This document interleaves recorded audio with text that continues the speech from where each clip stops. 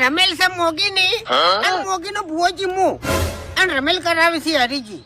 તો આ બધાથી આ વચ્ચે ઉભો કંકોત્રીમાં એને શું લેવા દેવા? રેસડા છે ફોટો ભાઈ.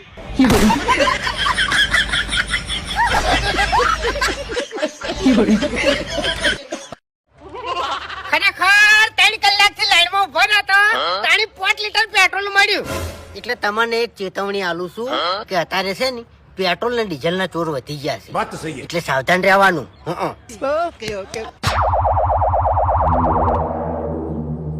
ભેળવાનું છે નથી આ પડે ને બાટલો.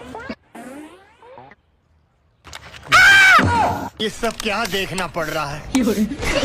ખરેખર શિખર સમય ચમાવો આવ્યો છે. નેટ કરીને ગેસના બાટલાનો ઓળ પાડ્યો અને હવે આ પેટ્રોલ ડીઝલ નું આઈન પડ્યું છે. હવે મારા ગાડીમાં શું રેડાવું?